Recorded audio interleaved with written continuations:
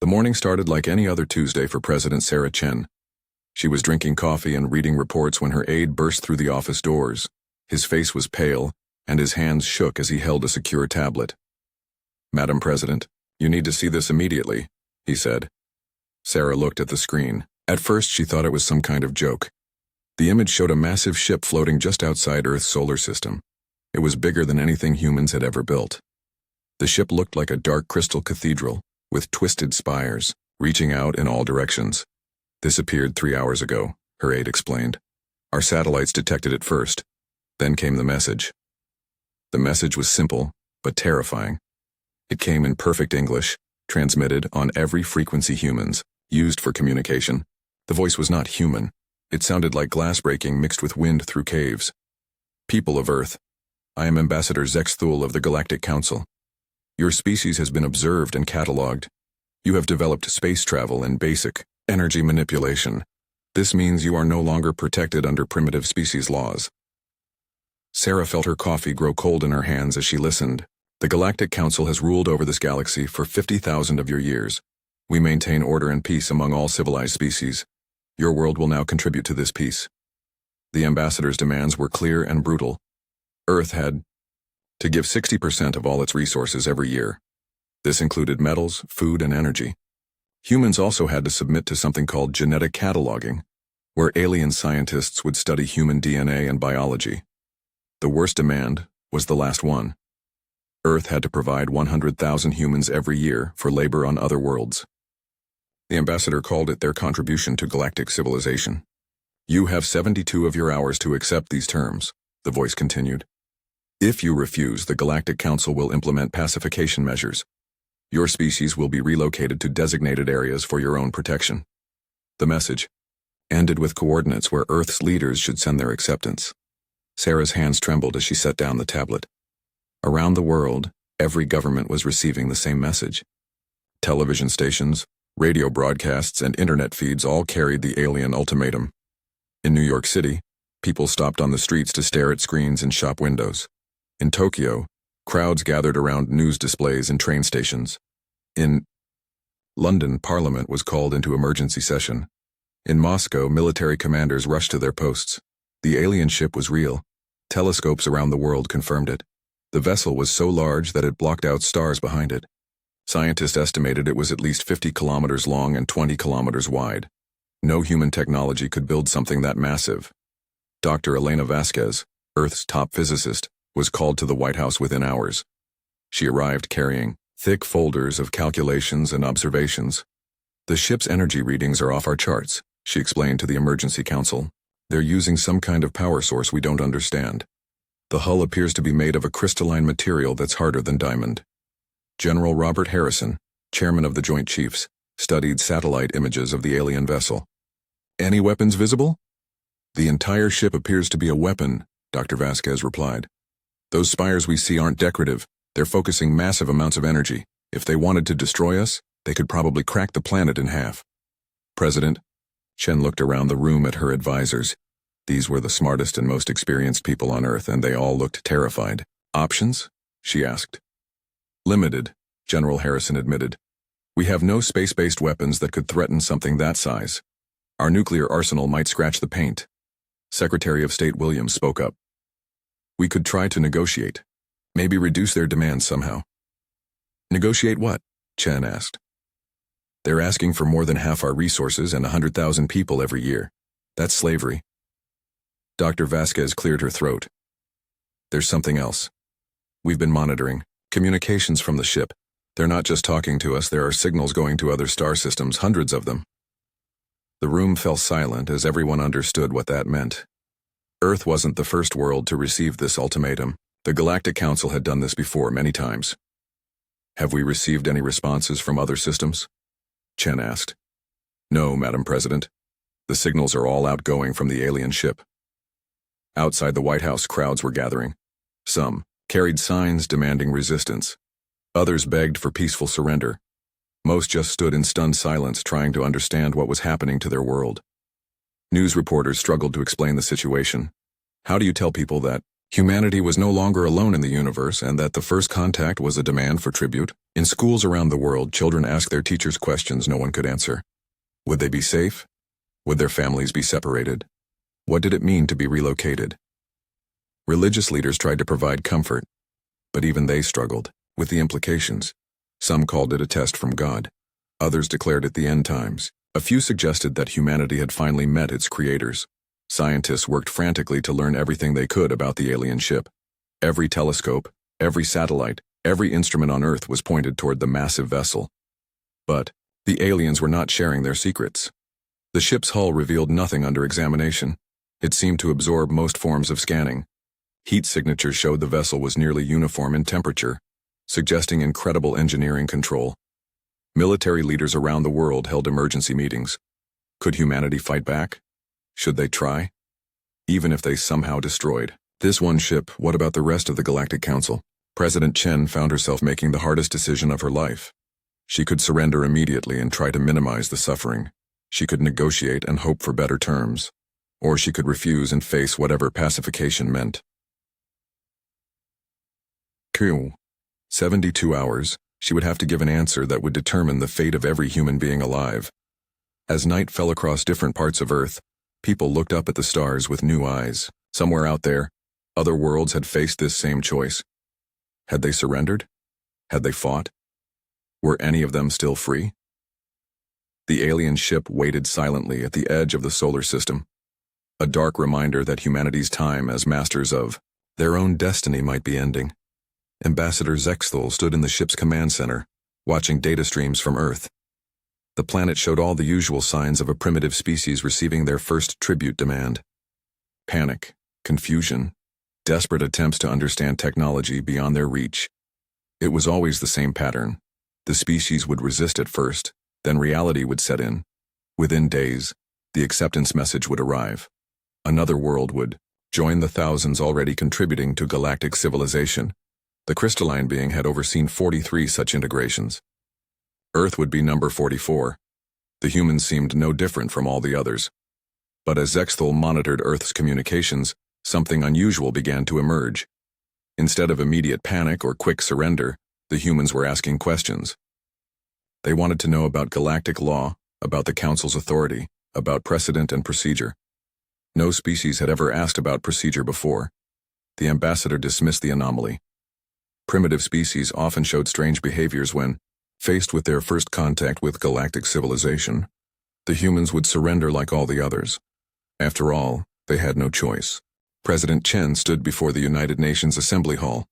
Representatives from every country on Earth filled the seats. For the first time in human history, there were no empty chairs. Even nations that had been enemies for decades sat side by side. The vote was unanimous. Earth would not surrender without answers.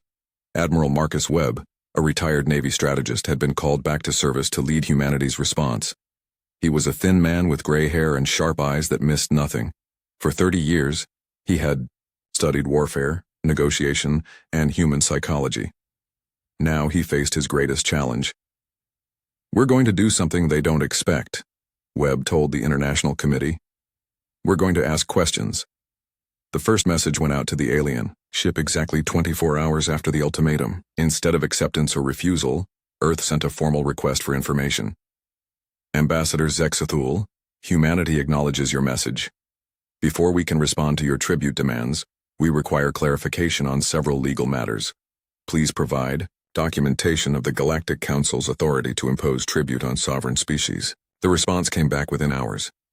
Ambassador Zexthul's voice sounded confused. "The Galactic Council's authority is absolute. We have maintained order for 50,000 years. No documentation is required." Admiral Webb smiled when he heard this. He had spent his career dealing with bullies, and bullies always made the same mistake. They assumed authority meant they didn't have to explain themselves. "With respect, Ambassador, we request specific legal precedent. Under what galactic law does the Council claim authority over species that have never agreed to Council membership?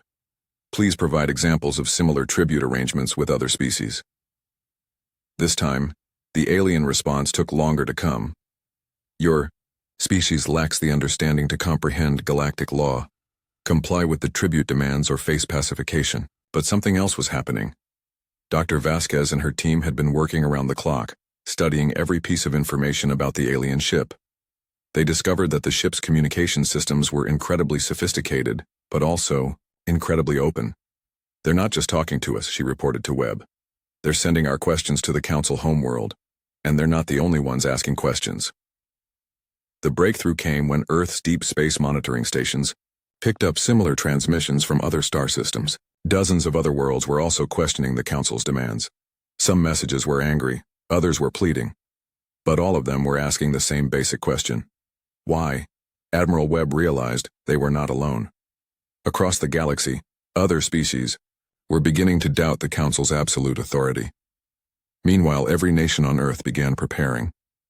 It wasn't preparation for war, not yet. It was preparation for whatever came next. In secret facilities around the world, scientists worked to understand alien technology. Every piece of data from the ship was analyzed. Every energy reading was studied. Slowly, patterns began to emerge. The aliens were advanced, but their technology followed predictable rules. Energy had to come from somewhere. Matter had to obey physical laws. Even their impossible crystalline hull had weaknesses. Dr. Vasquez made the discovery that changed everything. "Their power source isn't alien at all," she announced to the research team. "It's fusion, just incredibly advanced fusion. They're converting matter directly to energy, but the process creates specific radiation patterns." "What does that mean for us?" asked Dr. Park, the Korean physicist working beside her. "It means we can track them. It means we can predict their energy levels. And it means their technology, no matter how advanced, still has limits." But the real breakthrough came from an unexpected source. Maria Santos, a linguistics professor from Mexico City, had been studying the alien language patterns. She noticed something odd about how the ambassador spoke. "The translation isn't perfect," she explained to the international team. "When Zexthul says pacification, the actual alien word is more complex. It doesn't just mean military conquest. It means something like protective reorganization." Admiral Webb leaned forward. "What does that mean?" "I think it means they don't destroy species that refuse tribute. They relocate them. The question is, where?" The answer came from humanity's oldest space telescopes. Astronomers had been searching for signs of other civilizations for decades. Now they knew what to look for. They found them. Dozens of star systems showed signs of artificial construction, not around the main planets but in asteroid belts and outer system bodies. Massive installations that looked like mining operations or prison colonies. "They're not lying about maintaining order," Admiral Webb realized. "They really have been doing this for 50,000 years.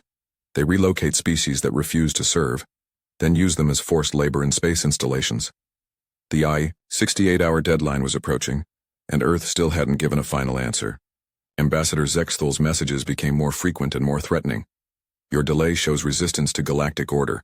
The Council requires immediate compliance." But Admiral Webb noticed something in the alien's tone. The ambassador was getting nervous. In his 30 years of military service, Webb had learned to read stress in opponents. The alien was under pressure from his superiors. "They expected us to surrender by now," Webb told President Chen.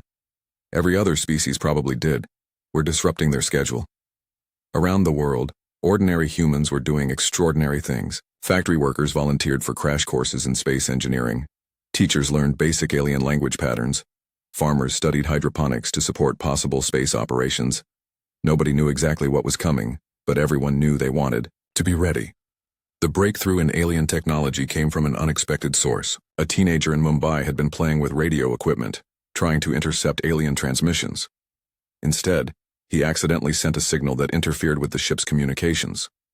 For 3 minutes, the alien ship's transmissions to the Council homeworld were blocked.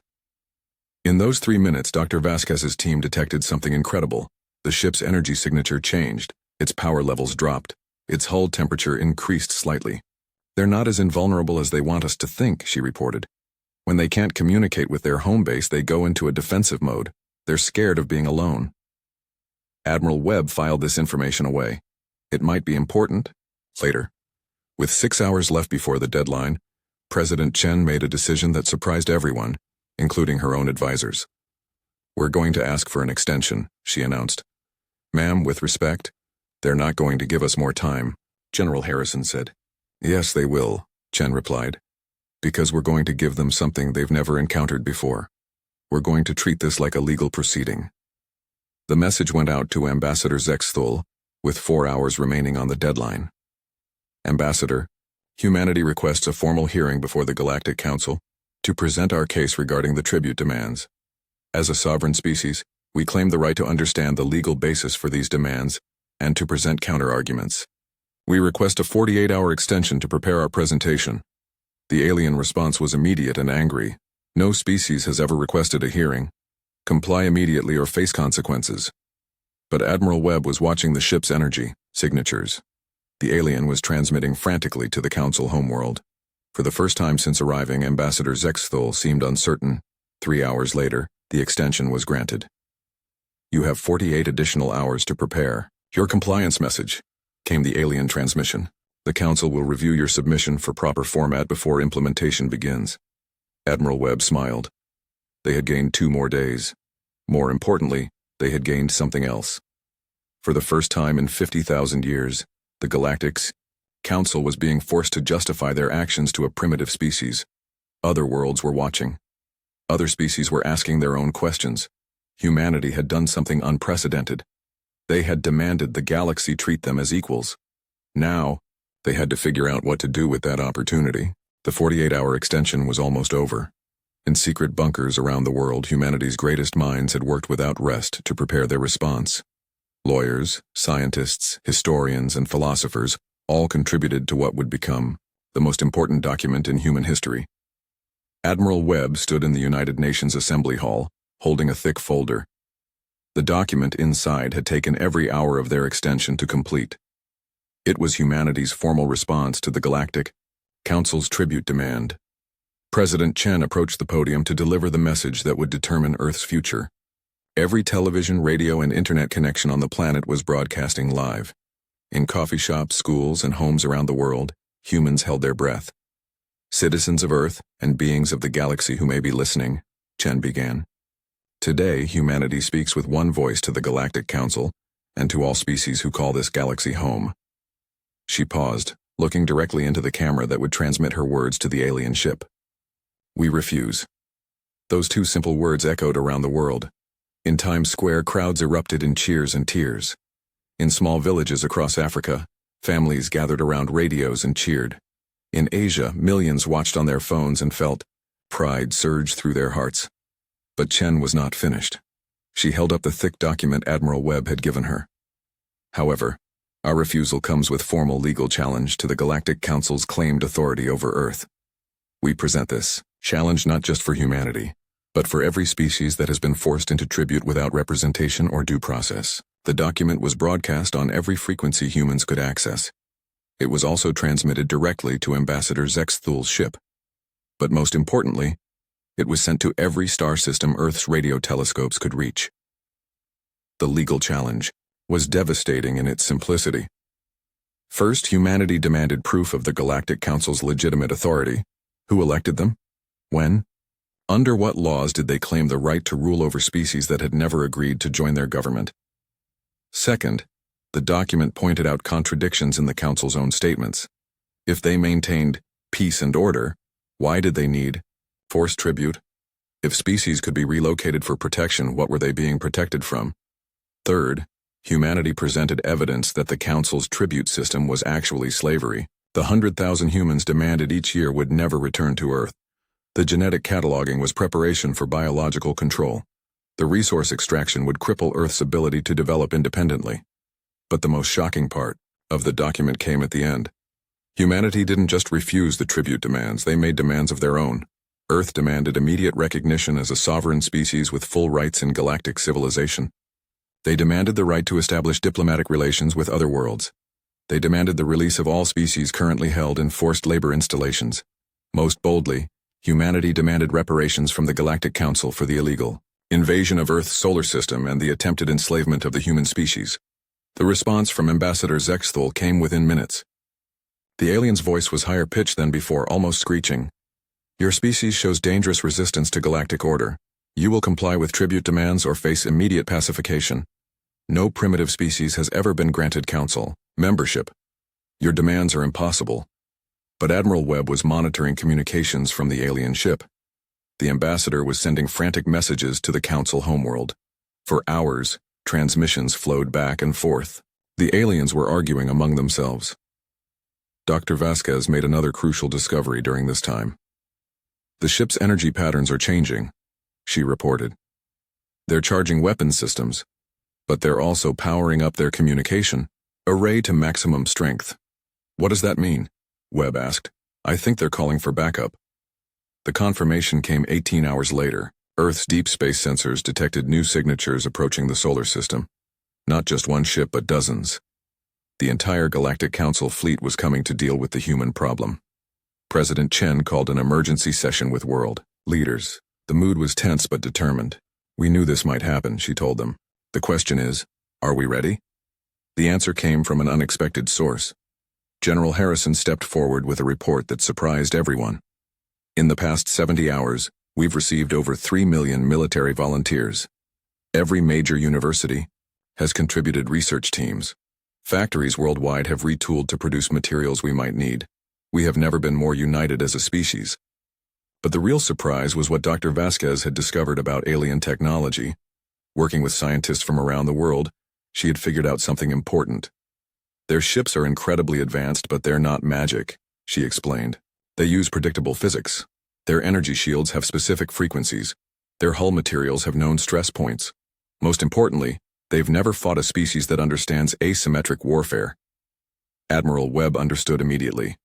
They expect ritualized combat, formal battles between matched fleets. Exactly. But humans don't fight that way. We adapt. We use whatever works. We turn their own strengths against them. The second revelation was even more important. Maria Santos had continued studying alien communications, and she had discovered something that changed everything.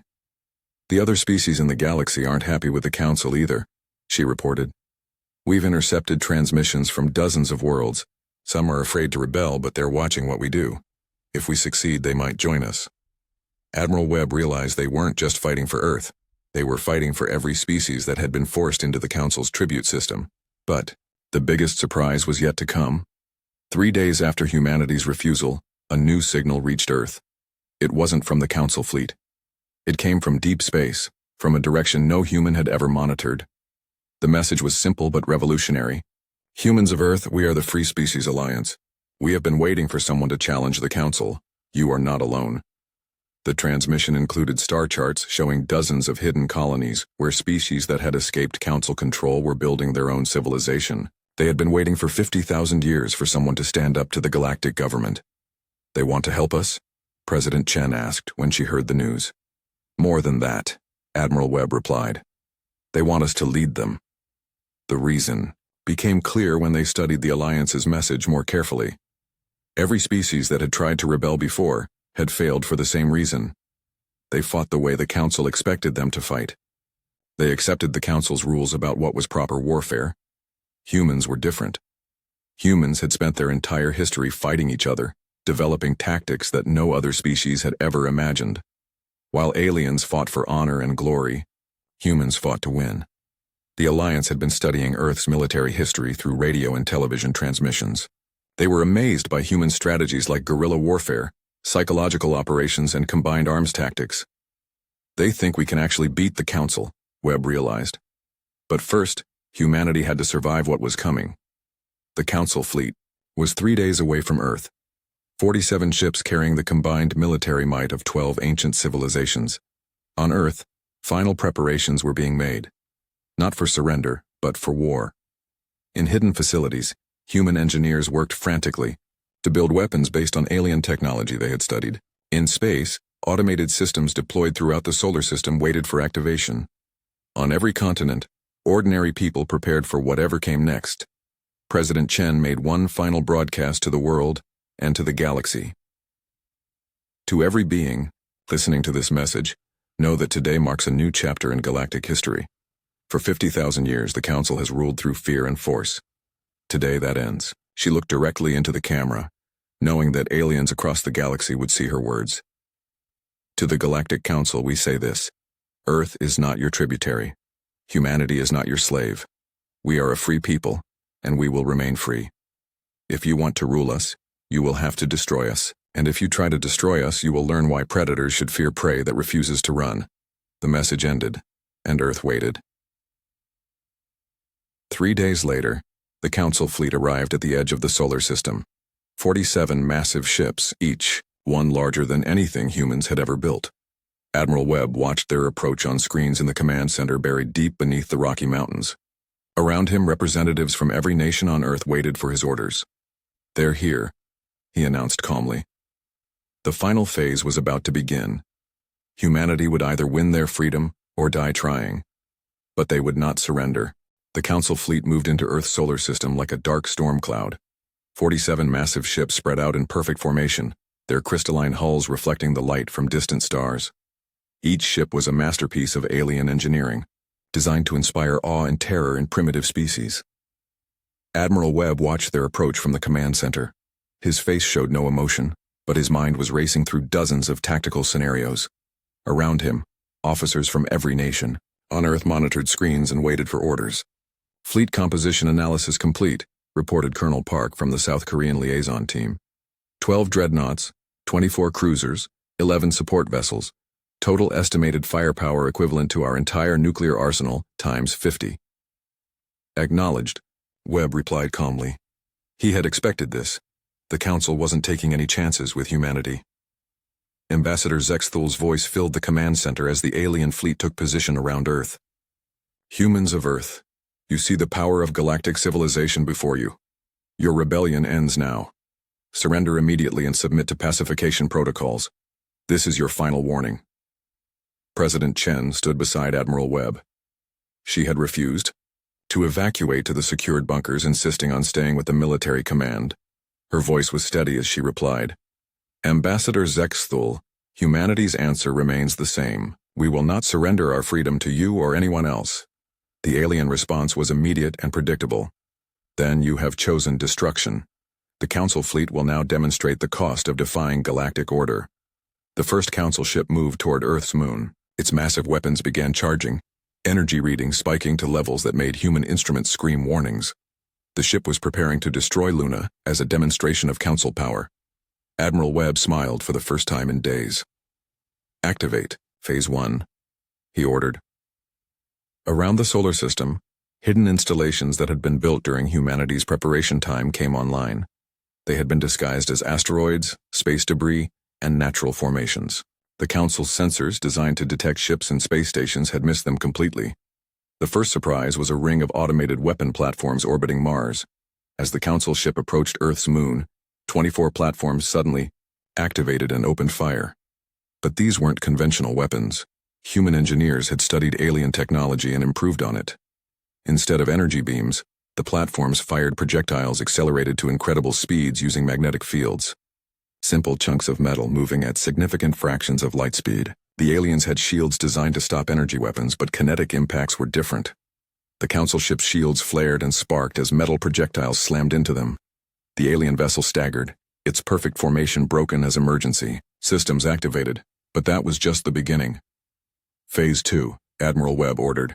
Across Earth's solar system, a different kind of surprise activated. Dr. Vasquez and her team had discovered that alien ships were vulnerable to specific frequencies of electromagnetic radiation, not enough to destroy them, but enough to disrupt their systems. Hidden transmitters on Earth's moon, on Mars, and in the asteroid belt suddenly broadcast precisely tuned signals. The effect on the Council fleet was immediate and devastating. Ship after ship reported system failures. Navigation went offline, communication systems malfunctioned, weapons lost targeting capability. The perfectly coordinated Council fleet became a confused collection of individual ships, struggling to understand what was happening. "Impossible." Ambassador Zexthal's voice crackled with static. "How do primitives possess electromagnetic warfare capability?" Admiral Webb answered personally. "We learned from studying your ship, Ambassador. You taught us your weaknesses. But the real shock was yet to come." "Phase 3, Webb ordered. Deploy the swarm." From hidden locations throughout the solar system, thousands of small craft launched simultaneously. They weren't ships in any traditional sense.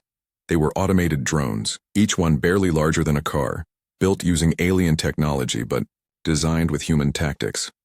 The Council fleet opened fire on the approaching swarm, but their targeting systems were still disrupted by the electromagnetic attack. Energy beams meant for large ships passed harmlessly through spaces between the tiny drones. The drones swarmed over the Council ships like angry insects. They attached to hull surfaces and began cutting through alien armor with focused plasma torches. Others targeted specific systems using shaped charges to disable shield generators and weapon platforms. But the most devastating attack came from drones that simply flew into the Council ship's engine intakes. The aliens had never encountered kamikaze tactics before. The concept of deliberately sacrificing machines to damage enemy ships was completely foreign to their way of thinking. Within an hour, half the Council fleet was crippled or destroyed. Ambassador Zexthal's ship tried to retreat, but Admiral Webb had anticipated this. Hidden weapon platforms near Jupiter opened fire, cutting off the alien escape route. The ambassador's vessel found itself trapped between human defenses and the wreckage of his own fleet. "This is impossible," the alien transmitted. "Your species achieved spaceflight only decades ago. How do you possess such advanced tactics?" Admiral Webb's answer was broadcast across all frequencies, reaching every surviving Council ship and every hidden listening post in the galaxy. "Ambassador, you made a crucial mistake. You studied our technology, but you never studied us. Humans have been fighting wars for 10,000 years. We have faced extinction dozens of times and survived. We know how to fight when we're outnumbered. We know how to win when victory seems impossible." The surviving Council ships tried to regroup, but human forces had learned from intercepted alien communications how their military hierarchy worked. Instead of attacking the largest ships, they targeted the command vessels. Without central coordination, the advanced alien fleet became a collection of confused individual ships. The battle that followed was unlike anything the galaxy had ever seen. The Council forces fought with honor and tradition, using tactics perfected over millennia of ritualized warfare. The humans fought like cornered animals, using every dirty trick, every improvised weapon, every desperate strategy their species had ever developed. Human fighters, tiny compared to alien ships, swarmed around Council vessels like mosquitoes around elephants. They couldn't match alien firepower, but they didn't try to. Instead, they used speed and unpredictability, striking at vulnerable points and disappearing before return fire could find them. When alien ships closed their fighter bays to prevent intrusion, humans adapted. Drones carrying EMP weapons detonated near sensor arrays, blinding the Council ships. When the aliens compensated with backup sensors, human hackers who had studied alien computer systems sent viruses through communication channels. The most shocking moment came when a damaged human fighter, its pilot wounded and systems failing, deliberately crashed into the bridge of a Council dreadnought. The pilot's final transmission reached ships across the battlefield. Earth remembers the Alamo. No alien species had ever encountered the human concept of martyrdom in battle. The idea that individuals would willingly die to damage the enemy was so foreign that many Council commanders froze in confusion. Admiral Webb monitored the battle from his command center, but he wasn't watching the ships. He was watching communication intercepts from around the galaxy. Word of the battle was spreading, and the reaction was not what the Council expected. "Admiral," reported Dr. Santos from the linguistic station, "we're receiving transmissions from 43 different star systems. Species that have been under Council rule are asking for details about our tactics. Some are openly discussing rebellion." The Free Species Alliance, meanwhile, had arrived at the edge of the solar system with their own fleet. They weren't participating in the battle, but they were broadcasting everything they observed to species across the galaxy. 6 hours after the battle began, Ambassador Zexthal's ship was the only Council vessel still capable of fighting. The crystalline being transmitted on all frequencies, his voice filled with something humans had never heard from an alien before. "Fear. Humans of Earth, cease this madness. The Council offers new terms: reduced tribute, voluntary service, protected status under galactic law." Admiral Webb looked at President Chen. She nodded. "Ambassador," Webb replied, "humanity rejects all tribute demands. We counteroffer with demands of our own." The alien's response was desperate. "What demands?" "Immediate withdrawal of all Council forces from this solar system. Recognition of Earth sovereignty. Release of all species currently held in forced labor, and reparations for your illegal invasion of our space." "Impossible," Zexthal replied, but his voice lacked conviction. "Then you can explain to the Galactic Council how a primitive species destroyed their fleet," Webb said calmly. The silence stretched for long minutes. Finally, the ambassador spoke again. The council will consider your terms. You have 24 hours, President Chen added. After that, we'll consider your ship hostile and act accordingly. As Ambassador Zexthol's damaged vessel limped toward the edge of the solar system, Admiral Webb turned to his staff. Phase 4 begins now. Prepare for the counterattack, because Webb knew this wasn't over. 6 months had passed since the battle at Earth. The Galactic Council chambers, once a symbol of absolute authority over countless worlds, now looked very different. Where 12 ancient species had once ruled without question, 13 beings now sat around the curved table of power. Admiral Marcus Webb, representing humanity and the Free Species Alliance, occupied a seat that had been carved from Earth granite. His dress uniform bore no decorations from his own world's military traditions. Instead, he wore symbols representing 47 species that had joined the rebellion against Council rule. Ambassador Zexthol, his crystalline form missing several appendages lost during the battle, sat across from Webb. The alien's once commanding presence had been reduced to nervous clicking sounds whenever he spoke. The other council members, beings from races with names humans couldn't pronounce, watched Webb with mixtures of fear, curiosity, and grudging respect. The council recognizes the representative of Earth and the Free Species Alliance. Announced, Counselor Yethmar, a gaseous being from the Veil Nebula, state your demands. Webb stood slowly. He held a document that had been prepared not just by Earth's leaders, but by representatives from dozens of worlds that had joined the human cause. The rebellion had spread far beyond what anyone had imagined. Honorable Counselors, Webb began, his voice carrying across the chamber into every world in the galaxy through live broadcast feeds. Humanity presents the Charter of Galactic Freedom. The document he held was revolutionary in its simplicity. It demanded the immediate end of all tribute systems. It required the release of every being held in forced labor installations. It established the right of all species to self-governance and the right to refuse council membership. But the most shocking demand came at the end. The human species, acting as representatives of the Free Species Alliance, demands reparations from the Galactic Council for 50,000 years of illegal slavery and oppression.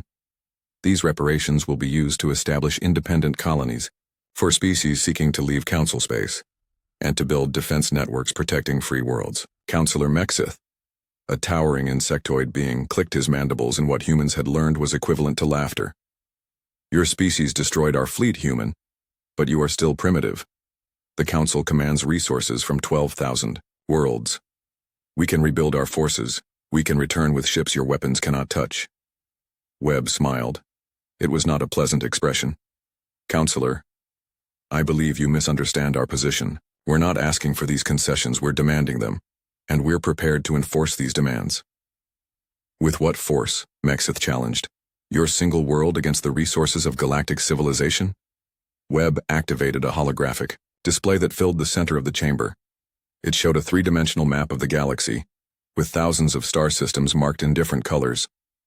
Blue systems represent worlds currently in active rebellion against Council rule, Webb explained. Green systems have declared neutrality and refused tribute collection.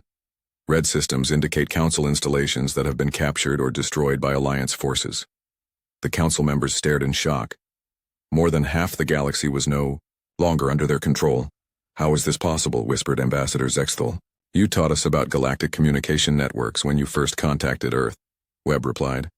We've been using those same networks to spread information about freedom and resistance techniques to every world in the galaxy. Dr. Elena Vasquez, now Earth's chief technology advisor, had discovered how to hack into the Council's own communication systems. Every world in the galaxy had received detailed information about human military tactics, stories of Earth's successful resistance, and technical specifications for building weapons that could damage Council ships. But the real weapon had been something uniquely human, the idea that authority could be questioned.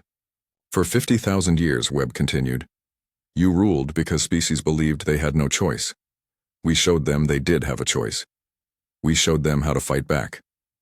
Counselor Yethmar's gaseous form flickered with agitation. The galaxy will descend into chaos without Council guidance. Species will war among themselves. Trade will collapse. Civilization will end. Will it? Webb asked. The Alliance has been operating for 6 months now. Trade between free worlds has actually increased.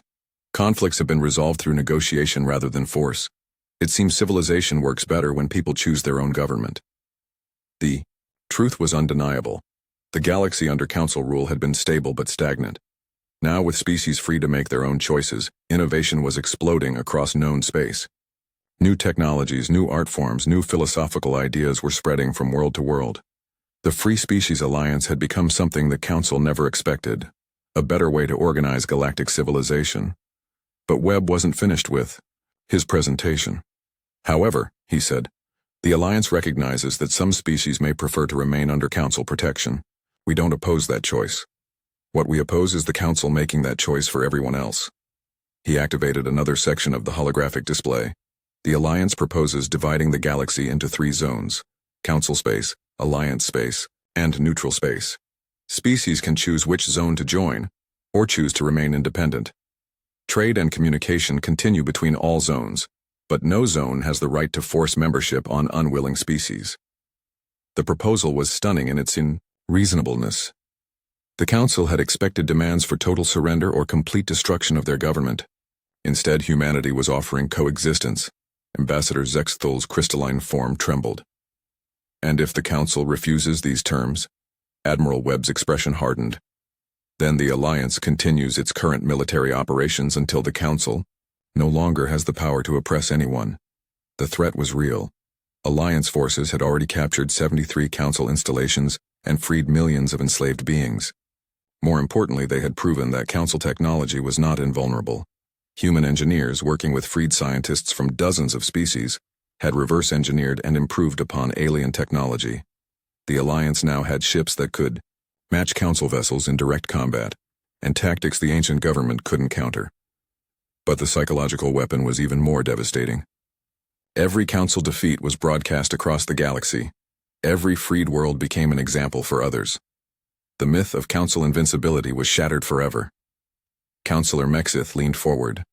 What guarantee do we have that Alliance space won't simply become a new empire with humans as the ruling species? Webb had expected this question. It was the same concern Earth's own leaders had raised when they first contacted the Alliance.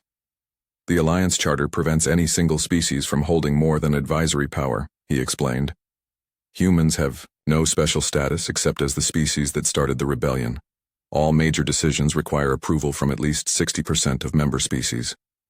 He activated a final holographic display showing the Alliance's governing structure. It was based on principles humans had learned from their own democratic experiments, but adapted for dozens of different species with different needs and different cultures. The Alliance exists to protect freedom, not to replace one empire with another, Webb concluded. The Council chambers fell silent. The ancient beings who had ruled the galaxy for millennia faced a choice they had never imagined having to make: accept limits on their power or lose it entirely. Finally, Councillor Yethmar spoke. The Council requires time to consider these proposals. You have 48 hours, Webb replied. After that, Alliance forces will assume the Council has chosen continued warfare. As the session ended, Ambassador Zexthol approached Webb privately. The crystalline being's voice was barely a whisper. How did your species do this? How did primitives who discovered space travel yesterday overthrow a government that ruled for 50,000 years? Webb considered the question carefully. Ambassador, you made the same mistake every empire makes. You confused obedience with loyalty. You thought fear was the same as respect. You never understood that the most dangerous thing you can do to humans is tell them they have no choice. He paused, looking out at the stars visible through the chamber's transparent walls. Every human child learns the same lesson from our history. The strongest empires fall not to external enemies but to the simple idea that people deserve to choose their own destiny. Once that idea takes root, no force in the universe can stop it. 48 hours later, the Galactic Council accepted the Alliance terms. The galaxy would never be the same. 1 year after the battle at Earth, Admiral Webb stood in his office aboard the Alliance flagship, reading reports from across the galaxy. Trade was flourishing between free worlds. Scientific cooperation had led to breakthrough discoveries. Art and culture flowed freely between species that had never been allowed to communicate before. Some worlds had chosen to remain with the Council, accepting protection in exchange for tribute. Others had joined the Alliance. Many declared independence and traded with both sides. It wasn't perfect. There were conflicts, disagreements, and failures. But for the first time in 50,000 years, every species in the galaxy had the right to make their own mistakes and celebrate their own successes.